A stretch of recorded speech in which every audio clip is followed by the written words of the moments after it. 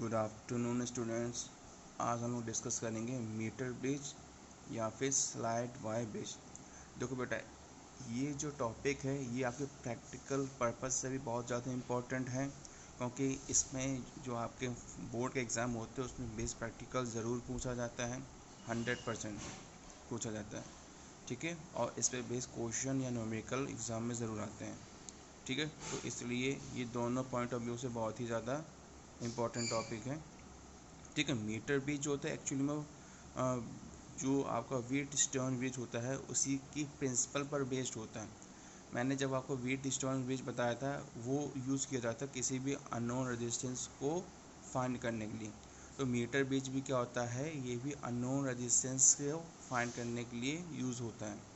ठीक है, इसमें लिखा है ये एक तरीके का एक्सपेरिमेंटल सेटअप है, क्योंकि ये लैब में इसका यूज़ किया जाता है। ठीक है, अननोन रेजिस्टेंस को फाइंड करने के लिए।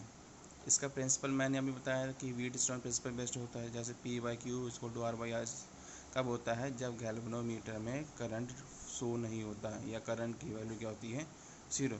उस कंडीशन में क्या होती है, जो रेजिस्टेंस का जो रेशियो होता है वो उस तरीके से इक्वल होता है, P/Q=R/S। ठीक है, अब इसको मीटर ब्रिज इसलिए कहते हैं क्योंकि इसमें जो हम एक वायर लेते हैं उस वायर की लेंथ होती है 1 मीटर। ठीक है, अब वो 1 मीटर वायर क्या होता है, इन दो रेजिस्टेंस के बीच में तरीके से ब्रिज की तरह बिहेव करता है। That's why we call this arrangement metre bridge. Slide wire bridge इसलिए कहते हैं क्योंकि इसमें हम क्या करते हैं, चौकी की हेल्प से वो हम नल पॉइंट फाइंड करते हैं जिसमें गैल्वेनोमीटर का डिफ्लेक्शन क्या हो, 0 हो जाए। ठीक है, तो इसलिए इसको हम स्लाइड वायर ब्रिज भी कहते हैं। बात करते हैं कंस्ट्रक्शन की।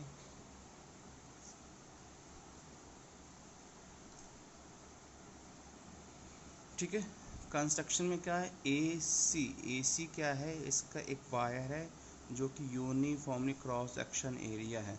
इस पूरे वायर का किसी पॉइंट पे जो एरिया होगा वो यूनिफॉर्म होगा। ठीक ठीक है, सेकंड क्या है, इसमें आर जो होता है इसमें इसका वेरिएबल रेजिस्टेंस होता है। ठीक है, जो कि हम लैब में एक तरीके से रेजिस्टेंस बॉक्स होता है, वह रेजिस्टेंस बॉक्स का तो तरीके से वेरिएबल रेजिस्टेंस होता है, उसका यूज़ करते हैं यहाँ पर। एस क्या होता है, एस वो रेजिस्टेंस होता है या वो रेजिस्टेंस हम लोग अप्लाई करते हैं जिसकी वैल्यू हमें या मैग्नीट्यूड फाइंड करना होता है। जी क्या होता है, गैल्वेनोमीटर होता है जो कि एक जॉकी से स्टिक होता है, और इसी जॉकी से हम क्या करते हैं, पूरे वायर में स्लाइड करके वो नल पॉइंट फाइंड करते हैं। ठीक है, के क्या है कि जो कि सर्किट को ऑन और ऑफ की यूज़ होता है। ठीक है, वर्किंग में अब हम बात करें मेन चीज़ की वर्किंग है। ठीक है, अब देखो हम क्या करेंगे, हमने क्या किया, जॉकी को जब हम स्लाइड करते हैं इस पूरे वायर में, ठीक है, तो इस वायर में एक पॉइंट ऐसा होता है जहाँ पर कि गैल्वेनोमीटर में डिफ्लेक्शन होगा। जब इसको लेफ़्ट साइड में ले जाएंगे तो जो इसमें जो गैल्वेनोमीटर होगा उसमें डिफ्लेक्शन लेफ़्ट साइड शो करेगा। अब जिसको राइट साइड में स्लाइड करेंगे तो उसका डिफ्लेक्शन राइट साइड होगा।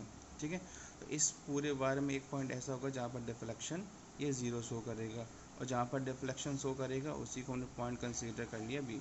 ठीक है, तो बी ये क्या है, इसका बैलेंस पॉइंट है। बैलेंस पॉइंट का मतलब होता है जहाँ पर जो गैल्वेनोमीटर होगा उस वहाँ पर डिफ्लेक्शन शो नहीं करेगा। मींस कह सकते हैं जो आई जी की वैल्यू क्या होगी, वो 0 होगी।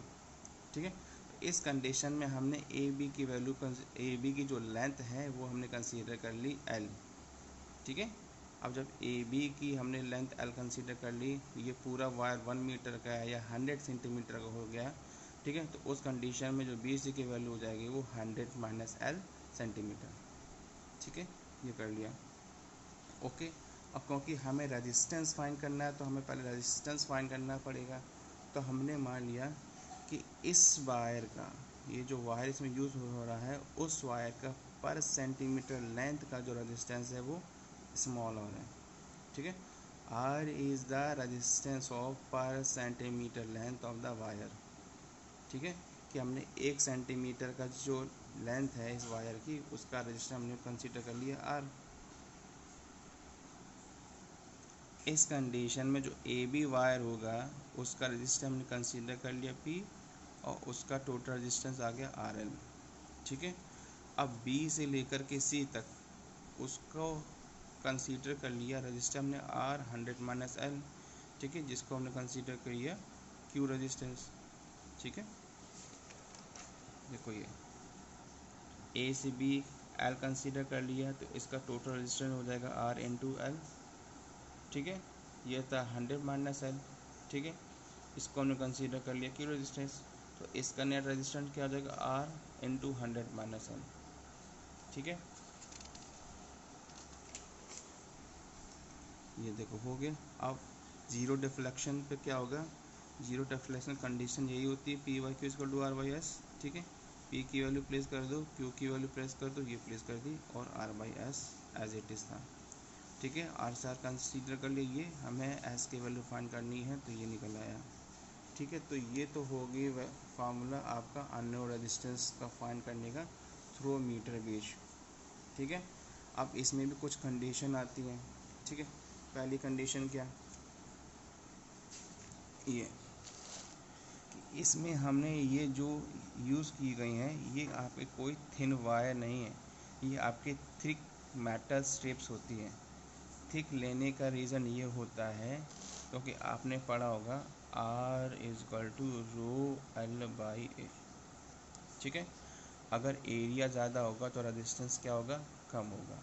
तो हमने क्या किया, वायर की जगह पर हमने क्या ये मेटल स्ट्रिप यूज़ कर ली, जिससे कि इस अरेंजमेंट का जो इनका खुद का इंटरनल रेजिस्टेंस होगा बहुत हद तक मिनिमाइज हो जाएगा, जिससे हमें जो अननोन रेजिस्टेंस की जो वैल्यू होगी वो एक्यूरेट फाइंड होगी। ठीक है, तो इसलिए हमने यहाँ पर ये मेटल स्ट्रिप यूज़ की गई इंस्टेड ऑफ थिन वायर। ठीक है, इतना समझ में आया। ओके, दूसरी चीज़ क्या है कि ये जो मीटर ब्रिज होता है किसी भी नेग्लिजिबल रेजिस्टेंस को फाइंड नहीं करता।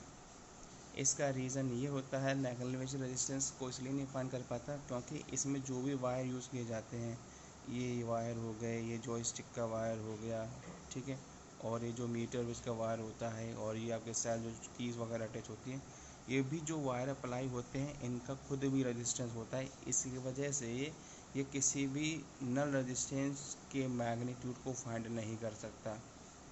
ठीक है,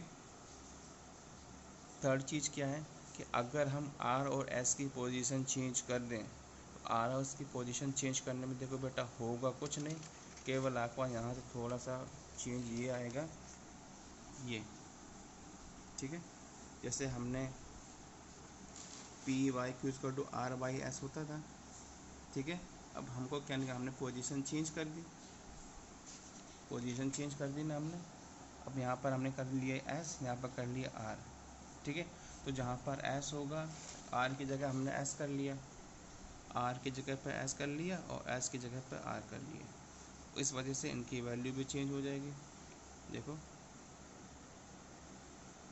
P by Q equal to R by S था, आर की जगह एस आ जाएगा, एस की जगह पर आर आ जाएगा। तो ये क्या हो जाएगा, L upon 100 minus L equal to S by R. ठीक है, समझ में आ गया ना।